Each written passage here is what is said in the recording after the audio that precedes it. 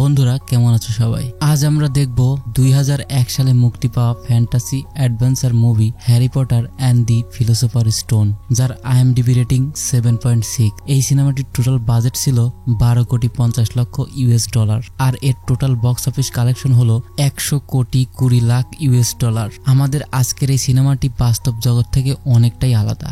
এখানে জাদুর একটা কাল্পনিক জগৎ দেখানো হয়েছে, আর এখানে সমস্ত বাচ্চাদের জাদু দেখানোর জন্য হগওয়ার্টস নামের একটি স্কুল আছে। আর সিনেমার শুরুতেই দেখা যায় ওই স্কুলের 3 জন শিক্ষক রাতের অন্ধকারে একটা বাচ্চাকে কোলে নিয়ে একটা বাড়ির সামনে এসে দাঁড়িয়েছে, আর ওই বাচ্চাটির নাম হলো হ্যারি পটার। আর যে 3 জন ওই বাচ্চাটিকে নিয়ে দাঁড়িয়েছিল ওনাদের নাম হলো হ্যাগ্রিড, প্রফেসর ডাম্বলডোর আর প্রফেসর ম্যাকগনিকল। হ্যারির বাবা আর মা একটা অ্যাক্সিডেন্টে মারা গেছে, আর এই মুহূর্তে হ্যারির দেখাশোনার জন্য কেউ নেই। সেই জন্য এই 3 জন হ্যারিকে এখন ওর আন্টির বাড়ির সামনে রেখে আসে। এখানে দেখা যায় ছোট্ট হ্যারির কপালে একটা বড় আঘাতের চিহ্ন রয়েছে। এবার দেখা যায় এই ঘটনার 10 বছর হয়ে গেছে, আর হ্যারি এখন ওর আঙ্কেল আন্টির আর ওনাদের ছেলের সঙ্গে থাকে। আর এই বাড়িতে প্রত্যেকেই ওর সঙ্গে খুব বাজে ব্যবহার করত, ওকে দিয়ে বাড়ির সমস্ত কাজ করানো হতো। আর ওই বাড়ির সিঁড়ির নিচে একটি ছোট্ট বক্সের মধ্যে ওরা হ্যারিকে থাকতে দিত। এবার দেখা যায় বেশ কয়েক বছর পর হ্যারির কাজিন মানে ওর আন্টির ছেলের জন্মদিন চলে এসেছে। সেজন্য ওরা 4 জন মিলে একটি চিড়িয়াখানায় বেড়াতে যায়। আর ওখানে যাওয়ার পর এরা দেখতে পায় একটা কাঁচের বাক্সের মধ্যে একটা সাপ ঘুমিয়ে আছে, যেটা দেখে হ্যারির কাজিন বলে যে কি অলস আর বোরিং একটা সাপ। তখন হ্যারি ওই সাপটার দিকে তাকিয়ে বলে, তুমি কিছু মনে করো না, এরা কি জানবে এই কাঁচের ঘরের মধ্যে বন্দী হয়ে থাকতে কতটা কষ্ট হয়। আর এই কথাটি শোনার পরেই ওই সাপটা ওর দিকে তাকিয়ে মাথা নাড়ে। আর এটা দেখার পর হ্যারি একটু ঘাবড়ে যায়।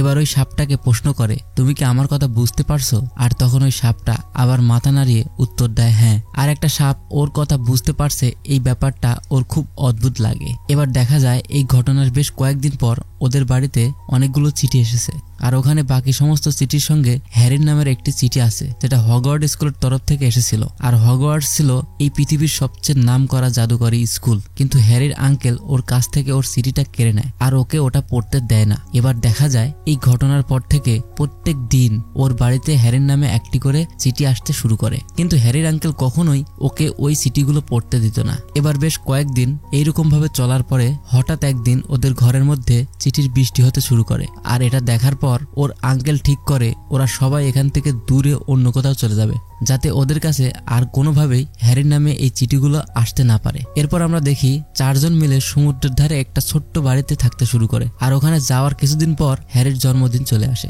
আর এখন ওর 11 বছর বয়স হলো। কিন্তু দেখা যায় ওর জন্মদিনে ওর আঙ্কেল আন্টি কাজিন কেউ ওকে উইশ করছিল না। সেই জন্য হ্যারি নিজে থেকে ওর বাড়ির মেঝেতে পড়ে থাকা ধুলোর ওপর একটি কেকের ছবি আঁকে, আর তারপর নিজেই নিজেকে জন্মদিনের উইশ করে। তখন হঠাৎ হগওয়ার্টস স্কুলের তরফ থেকে হ্যাগ্রিড নামের একজন ওদের বাড়িতে চলে আসে। হ্যাগ্রিড সেই লোকটা ছিল যে ছোটবেলায় হ্যারিকে ওর আঙ্কেল আন্টির বাড়ির সামনে রেখে গিয়েছিল। আর হ্যাগ্রিড হলো হগওয়ার্টস স্কুলের ওখানকার সমস্ত চাবির রক্ষক। আর এখন ও হ্যারিকে ওর জন্মদিনের একটি কেক গিফট করে, আর তারপর হ্যারিকে বলে, আশা করি তুমি হগওয়ার্টস স্কুল সম্পর্কে সবকিছু জানো। হ্যারি উত্তর দেয়, না, আমি কিছুই জানি না। তখন হ্যারিকে একটা চিঠি দেয়। এটা সেই চিঠি ছিল যেটা এতদিন ধরে ওদের বাড়িতে আসছিল, আর ওর আঙ্কেল ওকে সেটা পড়তে দিচ্ছিল না। এবার ওই চিঠিটা খুলে হ্যারি দেখতে পায় ওখানে লেখা ছিল, ডিয়ার মিস্টার পটার, আপনাকে হগওয়ার্টস স্কুলে গ্রহণ করা হলো।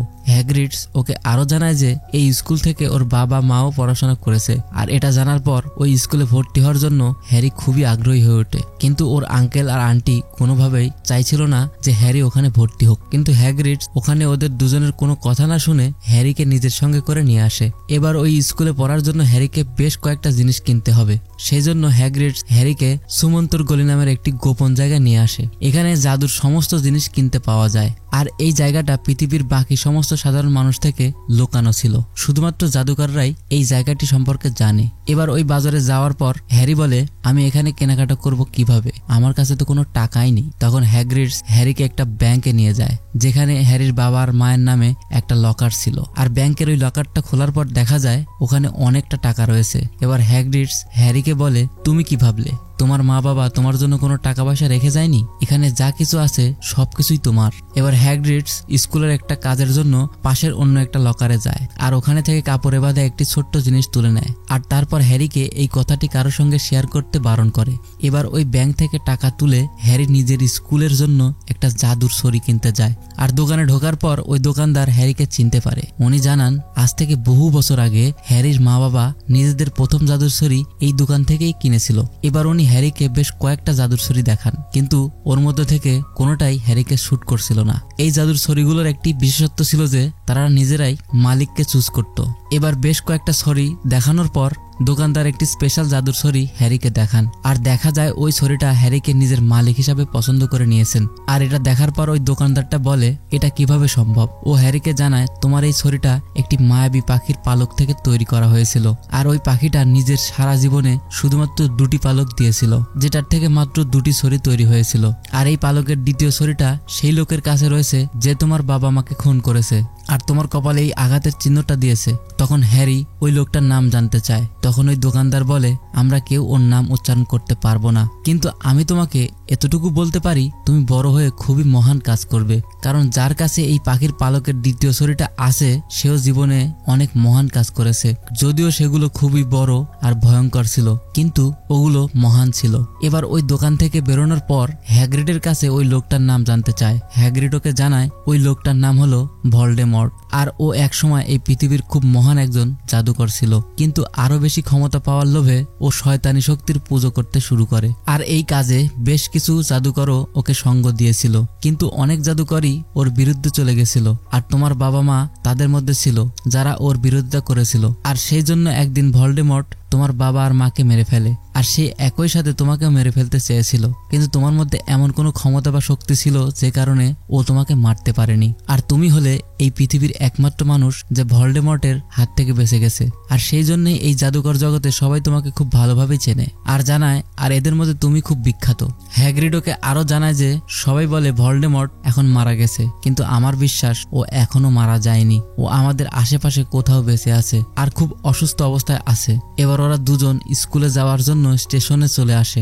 আর ওখানে হ্যাগ্রিড ওর হাতে একটি টিকিট দিয়ে ওখান থেকে চলে যায়। আর হ্যারি নিজের টিকিটের দিকে তাকিয়ে দেখে ওখানে লেখা ছিল প্ল্যাটফর্ম নাম্বার 10:15। কিন্তু পুরো স্টেশনটা খোঁজার পরেও হ্যারি এরকম কোনো প্ল্যাটফর্ম খুঁজে পায়নি। এবার বেশ কিছুক্ষণ যাওয়ার পর খেয়াল করে কয়েকটা বাচ্চা প্ল্যাটফর্ম নাম্বার 9 আর 10-এর মাঝখানের দেওয়ালের মধ্যে ঢুকে যাচ্ছে। আর ওদের দেখা দেখি হ্যারি নিজেও ভয়ের সাথে সাথে ওই দেওয়ালের মধ্যে এগিয়ে যায়। আর ওই দেওয়ালের মধ্যে ঢোকার পর ও সোজা প্ল্যাটফর্ম নাম্বার 15-10-এ এসে পৌঁছায়। সেখানে একটা ট্রেন দাঁড়িয়েছিল আর যার গায়ে লেখা ছিল হগওয়ার্টস এক্সপ্রেস। এবার ওই ট্রেনে করে যাওয়ার সময় রন আর হারমাইনি নামে দুজন বাচ্চার সঙ্গে হ্যারির বন্ধুত্ব হয়। এবার বেশ কিছুক্ষণ যাওয়ার পর ওদের ট্রেন একটা স্টেশনে এসে পৌঁছায়। তারপর ওই স্টেশন থেকে নৌকায় করে ওরা নিজেদের স্কুল হগওয়ার্ডে এসে পৌঁছায়। এবার স্কুলে ঢোকার পর ওরা দেখতে পায় ওই স্কুলের একজন প্রফেসর যার নাম ম্যাকগনিকাল, উনি সমস্ত স্টুডেন্টদের জন্য ওখানে অপেক্ষা করছে। এবার উনি সমস্ত স্টুডেন্টদের জানিয়ে দেয় যে ভেতরে ঢোকার পর সবাইকে টোটাল 4টি টিমে ভাগ করে দেওয়া হবে, যে টিমগুলোর নাম হলো Gryffindor house, Slytherin house, Hufflepuff house,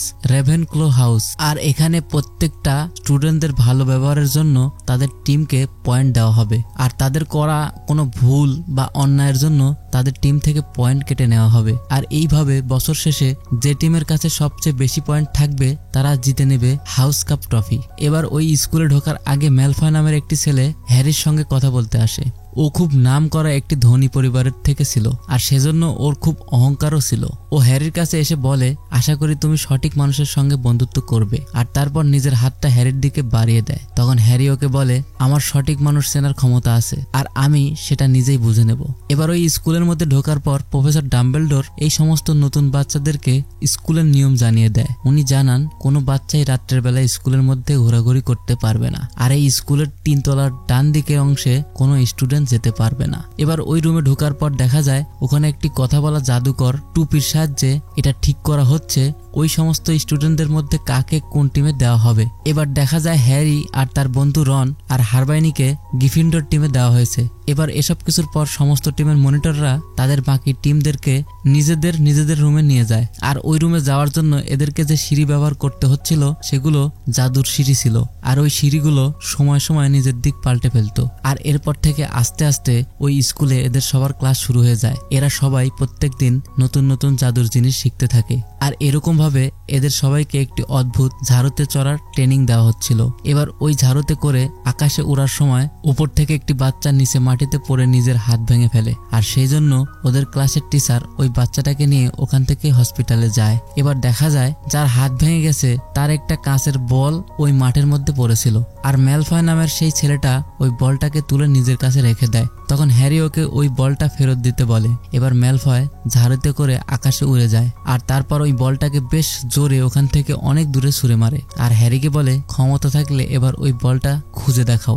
আর এবার দেখা যায় হ্যারি নিজের ঝাড়ুতে করে খুব দ্রুত বলটার দিকে উড়ে যাচ্ছে, আর ওই বলটা মাটিতে পড়ার আগেই হ্যারি ওটাকে ধরে নেয়, আর তারপর নিজের বন্ধুদের কাছে ফিরে আসে। আর এই সমস্ত ঘটনা প্রফেসর ম্যাকগানিকাল নিজের রুম থেকে দেখছিল।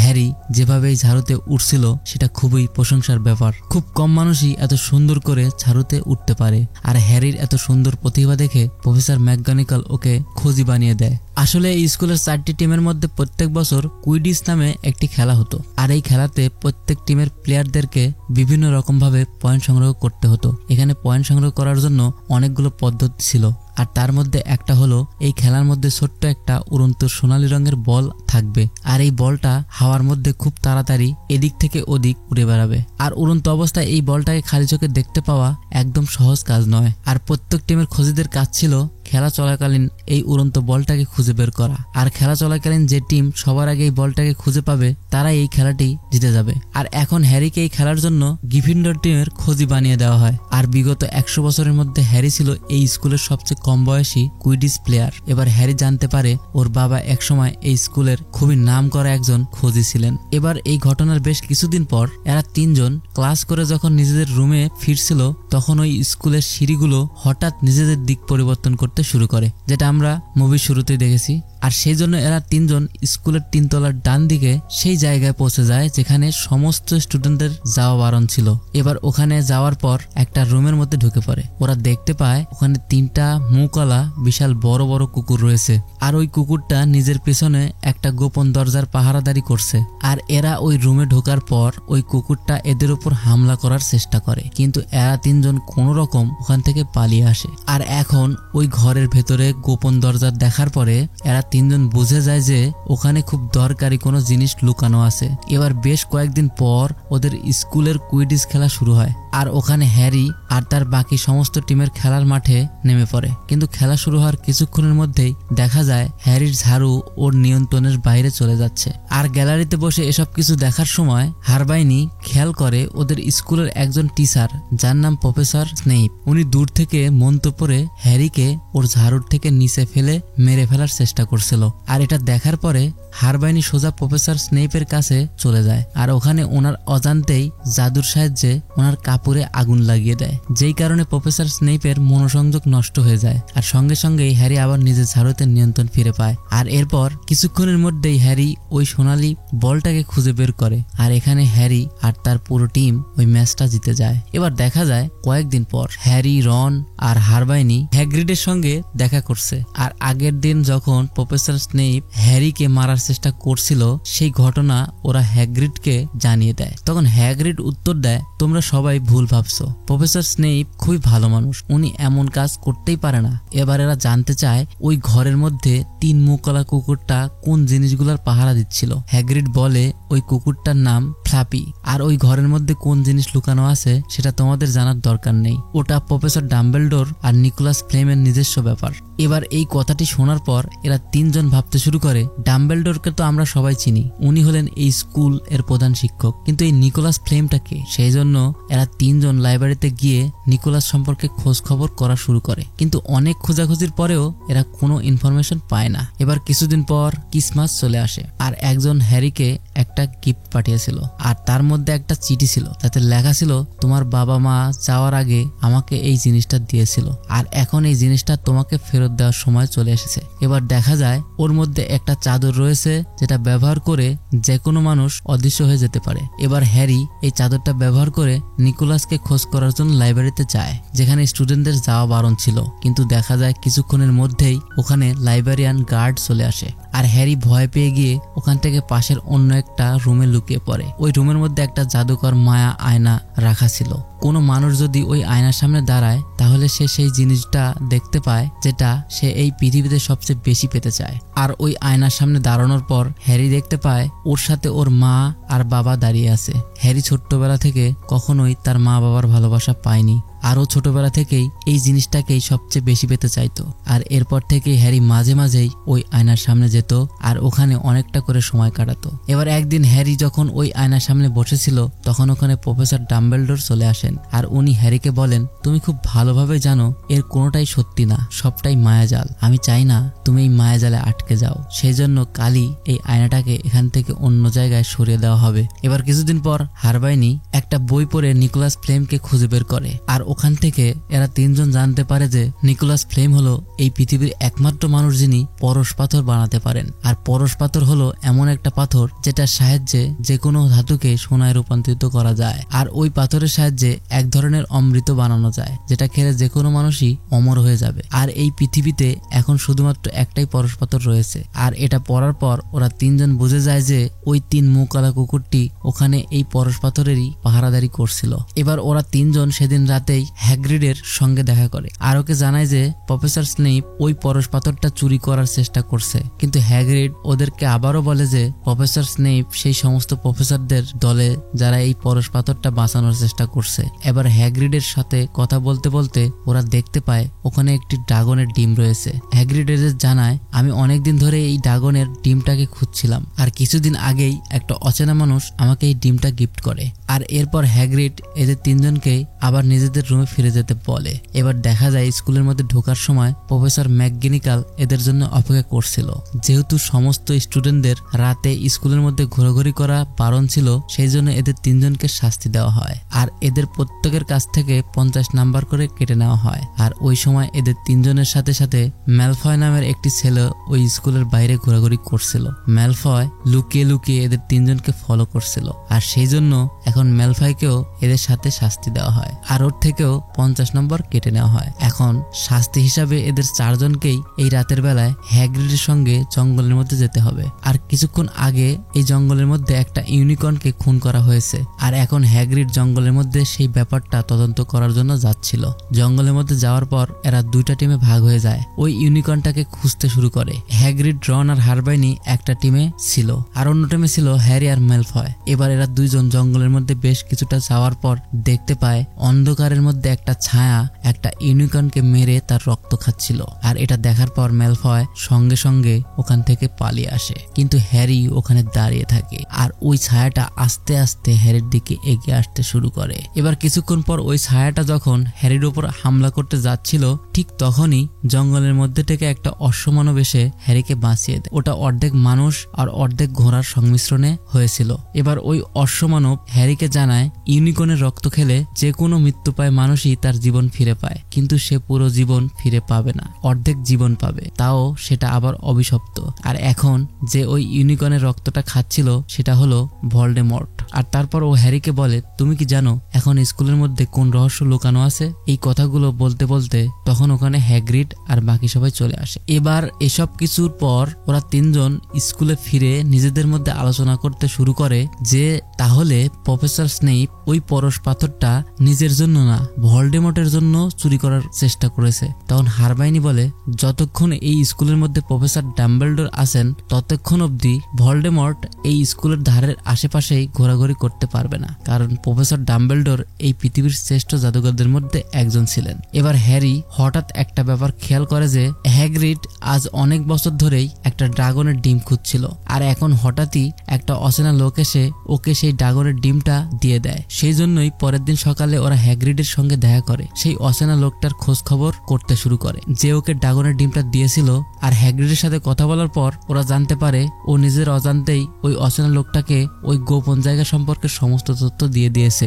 হ্যাগ্রিড ওই অচেনা লোকটাকে জানিয়ে দিয়েছে যে ওই তিন মুখওয়ালা কুকুরটাকে যদি কোনো ভালো মিউজিক শোনানো যায় তাহলে ও সঙ্গে সঙ্গেই ওখানে ঘুমিয়ে পড়ে। এবার এরা তিনজন মনে করে যে ওই অচেনা লোকটা হলো প্রফেসর স্নেইপ, যে ওই পরশ পাথরটা চুরি করার চেষ্টা করছে। আর এটা জানার পর ওরা তিনজনই প্রফেসর ডাম্বলডোরের সঙ্গে দেখা করতে চলে আসে। কিন্তু দেখা যায় প্রফেসর ওই সময় স্কুলে ছিলেন না, একটা দরকারি কাজের জন্য ওনাকে স্কুলের বাইরে যেতে হয়েছে। এবার এরা ভাবতে শুরু করে, যেহেতু এখন স্কুলে প্রফেসর ডাম্বলডোর নেই আর ওই অচেনা লোকটা ওই গোপন জায়গা সম্পর্কে সমস্ত তথ্য পেয়ে গেছে, তাই ওর পক্ষে ওখান থেকে পরশ পাথরটা চুরি করা খুবই সহজ ব্যাপার। সেই জন্য হ্যারি, রন আর হারমাইনি ঠিক করে সেই দিন রাতে ওরা তিনজন ওই গোপন জায়গায় গিয়ে পাথরটাকে চুরি হওয়ার হাত থেকে রক্ষা করবে। এবার সেদিন রাতে ওই কুকুরটার ঘরের মধ্যে ঢুকে এরা দেখতে পায় ওখানে সুন্দর একটা মিউজিক বাজছে আর ওই কুকুরটা চুপচাপ ঘুমিয়ে রয়েছে, যেটা দেখে ওরা বুঝে যায় ওই পাথরটাকে চুরি করার জন্য কেউ এখানে আগে থেকে চলে এসেছে। এবার এরা তিনজন আস্তে আস্তে ওই কুকুরটার পাশ কাটিয়ে ওই গোপন দরজার মধ্যে ঢুকে যায়। এবার ওখানে ঢোকার পর এদের সবাইকে পরপর অনেকগুলো কঠিন রাস্তা পার করে সামনে এগিয়ে যেতে হচ্ছিল। প্রত্যেকটা দরজা পার করে ভেতরে যাওয়ার রাস্তাটা খুবই কঠিন ছিল। আর একটা জায়গায় এসে ভেতরে যাওয়ার জন্য রন নিজের জীবনের বাজি লাগিয়ে দেয় আর ও খুব অসুস্থ হয়ে পড়ে। সেই জন্য হারমাইনি ওকে দেখাশোনা করার জন্য ওখানেই দাঁড়িয়ে যায়। আর শেষ দরজা দিয়ে হ্যারি একাই ভেতরে ঢুকে যায়। ভেতরে ঢোকার পর ও দেখতে পায় ওখানে সেই মায়াবী আয়নাটাকে রাখা আছে আর ওই আয়নাটার সামনে প্রফেসর কুইরাল দাঁড়িয়ে আছে। আর ওনাকে এখানে দেখে হ্যারি খুবই চমকে যায়, কারণ প্রফেসর কুইরাল ছিলেন এই স্কুলের সবচেয়ে ভীত মানুষ। এবার হ্যারি ওনাকে বলে, আপনি এখানে কি করছেন? আপনার জায়গায় তো এখানে প্রফেসর স্নেইপের থাকার কথা ছিল। তখন প্রফেসর উত্তর দেয়, আমি সবসময় ভীত সেজে থাকতাম যাতে কেউ কখনো আমাকে সন্দেহ না করে। তখন হ্যারি বলে, কিন্তু কুইডিচ খেলার দিন যে প্রফেসর স্নেইপ আমাকে মারার চেষ্টা করছিলেন, তখন প্রফেসর কুইরেল বলেন, ওই দিন আমি তোমাকে মারার চেষ্টা করছিলাম আর প্রফেসর স্নেইপ তোমাকে বাঁচানোর চেষ্টা করছিলেন। আর ওই দিন স্নেইপের কাপড়ে আগুন লাগার জন্য যদি আমার মনোসংযোগ নষ্ট না হতো, তাহলে আমি তখনই তোমাকে মেরে ফেলতাম। এবার হ্যারি বুঝতে পারে যে ওদের ধারণাটা ভুল ছিল, প্রফেসর স্নেইপ সত্যি আসলেই একজন ভালো মানুষ ছিলেন। এবার প্রফেসর কুইরেল ওই আয়নার দিকে তাকিয়ে বলে, আমি সবসময় এখানে দাঁড়িয়ে দেখতে পাই যে আমি পরশ পাথর হাতে নিয়ে দাঁড়িয়ে আছি, কিন্তু আসল জীবনে আমি সত্যি সত্যি ওই পাথরটা পাবো কিভাবে? তখন একটা আওয়াজ প্রফেসরকে বলে, এই ছেলেটার সাহায্যে। আর এরপর কুইরেল হ্যারিকে ওই আয়নার সামনে দাঁড়াতে বলে। আর ওই আয়নার সামনে দাঁড়ানোর পর হ্যারি দেখতে পায় ও নিজের পকেটের মধ্যে ওই পাথরটা লুকিয়ে রাখছে। আর এবার যখন আয়না থেকে চোখ সরিয়ে নিজের পকেটের দিকে তাকায়, তখন দেখতে পায় সত্যি সত্যি ওর পকেটের মধ্যে সেই পরশ পাথরটি রয়েছে। এবার প্রফেসর কুইরেল ওর কাছে জানতে চায়, আয়না তুমি কি দেখতে পেলে? হ্যারি জানায়, আমি দেখলাম আমি হাউস কাপ জিতেছি আর আমি ডাম্বলডোরের সঙ্গে কথা বলছি। তখন আবার একটা আওয়াজ আসে, ও মিথ্যা কথা বলছে, তুমি আমাকে ওর সঙ্গে কথা বলতে দাও। আর এরপর প্রফেসর কুইরেল নিজের মাথার পাগড়িটা খোলে আর দেখা যায় ওর মাথার পেছনের দিকে আরেকটা মুখ আছে, আর এটা হলো ভলডেমর্টের মুখ। আর ও হ্যারিকে বলে, কেমন আছো হ্যারি? আমাদের আবার দেখা হয়ে গেল। দেখেছো আমি কি থেকে কি হয়ে গেছি? ইউনিকর্নের রক্ত আমাকে জীবন ফিরিয়ে দিয়েছে ঠিকই, কিন্তু সেটা অর্ধেক আর অভিশপ্ত। দেখেছো বেঁচে থাকার জন্য আজ আমি কতটা নিচে নেমে গেছি। আর এখানেই বোঝা যায় ইউনিকর্নের রক্তের জন্য ভলডেমর্ট বেঁচে গেছেন ঠিকই, কিন্তু নিজের অর্ধেক জীবন ফিরে পেয়েছে। সেই জন্য ওর কাছে নিজের কোনো শরীর ছিল না। বেঁচে থাকার জন্য ওকে প্রফেসর কুইরেলের শরীর ব্যবহার করতে হচ্ছিল। আর এখন ও হ্যারিকে বলে, তোমার কাছে থাকা পরশ পাথরটা তুমি আমাকে দিয়ে দাও, যাতে ওই পাথরের তৈরি অমৃতের সাহায্যে আমি আবার নিজের শরীর ফিরে পাই। কিন্তু হ্যারি কোন রকম ওকে পাথরটা দেওয়ার জন্য রাজি ছিল না। সেই জন্য ভলডেমর্ট প্রফেসর কুইরেলকে আদেশ করে হ্যারিকে মেরে ফেলার জন্য। এবার কুইরেল যখন হ্যারির গলা চেপে ওকে মেরে ফেলার চেষ্টা করছিল, তখন হ্যারি কুইরেলের হাতটা জোরে চেপে ধরে। আর তখন হঠাৎ ওর হাতটা জ্বলতে শুরু করে আর আস্তে আস্তে ওটা পুরো ছাই হয়ে যায়। ওখানে হ্যারি আর প্রফেসর দুজনেই অবাক হয়ে যায়। ওরা বুঝতে পারছিল না হ্যারির মধ্যে এই শক্তিটা এলো কিভাবে। এবার হ্যারি তাড়াতাড়ি করে দুই হাত দিয়ে প্রফেসরের মুখ চেপে ধরে আর আস্তে আস্তে ওখানে প্রফেসরের পুরো শরীরটা জ্বলতে শুরু করে। আর কিছুক্ষণের মধ্যেই ওর পুরো শরীর ওখানে ছাই হয়ে ধসে পড়ে। আর এভাবেই প্রফেসর কুইরেল ওখানে মারা যায় আর ভলডেমর্ট নিজের শরীরটা হারিয়ে ফেলে। এবার নিজের ওই অর্ধেক শরীরটাকে হারানোর পর ভলডেমর্ট ওখান থেকে পালিয়ে যায়। আর এর সাথে সাথেই হ্যারি ওই পরশ পাথরটাকে হাতে নিয়ে ওখানে অজ্ঞান হয়ে যায়। আর যখন ওর জ্ঞান ফেরে তখন ও দেখতে পায় ও হসপিটালের মধ্যে রয়েছে। আর ওখানে প্রফেসর ডাম্বলডোর ওর সঙ্গে দেখা করতে আসেন। প্রফেসর ওকে জানায় ওর দুজন বন্ধু রন আর হারমাইনি দুজনেই একদম সুস্থ রয়েছে আর ওই পরশ পাথরটাকে এখন নষ্ট করে দেওয়া হয়েছে। হ্যারি প্রফেসরকে বলে, ওই আয়নার দেখার আগে আমার কাছে তো পাথরটা ছিল না, তাহলে হঠাৎ করে আমার কাছে পাথরটা এলো কিভাবে? তখন ডাম্বলডোর উত্তর দেয়, ওই পাথরটা আমি ওখানে এমনভাবে লুকিয়ে রেখেছিলাম যে মানুষটা ওই পাথরটাকে ব্যবহার করার চেষ্টা করবে সে কখনো ওই পাথরটা খুঁজে পাবে না, কিন্তু যে ওই পাথরটাকে ব্যবহার না করে ওটাকে শুধু খোঁজার চেষ্টা করবে ওই পাথরটা নিজে থেকেই তার কাছে চলে আসবে। আর যেহেতু ওই ঘরের মধ্যে যাওয়ার পর তুমি এই পাথরটাকে ব্যবহার না করে শুধু খোঁজার চেষ্টা করেছিলে, সেই জন্য ওই পাথরটা নিজে থেকেই তোমার কাছে চলে এসেছে। এবার হ্যারি বলে, তাহলে এখন ওই পাথরটা আর নেই, তাহলে তো ভলডেমর্ট কখনো আর বেঁচে ফিরে আসতে পারবে না। ডাম্বলডোর জানায় এখনো এরকম অনেক পদ্ধতি আছে যেটার সাহায্যে ভলডেমর্ট এখনো বেঁচে ফিরে আসতে পারে। উনি হ্যারিকে আরো বলেন, তুমি কি জানো প্রফেসর কুইরেল কেন তোমার স্পর্শ সহ্য করতে পারেনি? কারণ তোমার মা তোমাকে বাঁচানোর জন্য নিজের জীবন দিয়েছিলেন, আর এইরকম মহান কুরবানি সবসময় নিজের একটা ছাপ রেখে যায় যেটাকে তুমি কখনো দেখতে পাবে না, ওটা সবসময় তোমার ভেতরে থেকে যাবে। এবার দেখা যায় হ্যারি হাসপাতাল থেকে ছাড়া পেয়েছে, আর এখন বছরের সেই সময়টা চলে এসেছে যখন ওদের স্কুলের 4টা টিমের মধ্যে সবচেয়ে বেশি নাম্বার পাওয়ার টিমটাকে হাউস কাপ ট্রফি দেওয়া হবে। আর এখানে দেখা যায় হ্যারি আর তার পুরো টিম সবচেয়ে কম নাম্বার পেয়েছে, কিন্তু প্রফেসর জানান সম্প্রতি হওয়া ঘটনার জন্য আমি কয়েকটা স্টুডেন্টকে আরো কিছু বেশি নাম্বার দিতে চাই। আর ওখানে হ্যারি ও তার বন্ধুদেরকে ওই সাহসী কাজের জন্য অতিরিক্ত 100 নম্বর দেওয়া হলো, আর যেটা সাহায্যে ওরা প্রথম স্থান অধিকার করে এবং হাউস কাপ ট্রফি জিতে নেয়। আর সেই একই সাথে এই স্কুলের সমস্ত স্টুডেন্টদের 1 বছর কমপ্লিট হয়ে যায়, সেই জন্য সবাইকে ছুটিতে এখন বাড়ি পাঠানো হচ্ছিল। এবার ট্রেনে উঠে বাড়ি যাওয়ার সময় হারমাইনি বলে, বাড়ি যেতে কেমন একটা অদ্ভুত লাগছে তাই না? হ্যারি উত্তর দেয়, আমি বাড়ি যাচ্ছি না, নিজের বাড়ি থেকে দূরে যাচ্ছি। এই স্কুলে এসে সবার কাছ থেকে এতটা ভালোবাসা পাওয়ার পর হ্যারি এটাকেই নিজের বাড়ি মেনে নিয়েছে। এবার দেখা যায় ট্রেনে উঠে ওরা সবাই নিজেদের বাড়ির উদ্দেশ্যে এগিয়ে যাচ্ছে, আর এখানেই এই সিনেমাটির গল্পটা শেষ হয়। তো আজকের মতন এই ভিডিওটাকে এখানেই শেষ করছি। ভিডিওটা তোমাদের কেমন লাগলো কমেন্ট বক্সে অবশ্যই জানিও, ভালো লাগলে অবশ্যই লাইক এবং কমেন্ট শেয়ার করো, আর যদি বেশি ভালো লাগে বেশি ভালোবাসা দাও আর কি, তাহলে নেক্সট এপিসোডগুলো আসবে ইনশাআল্লাহ।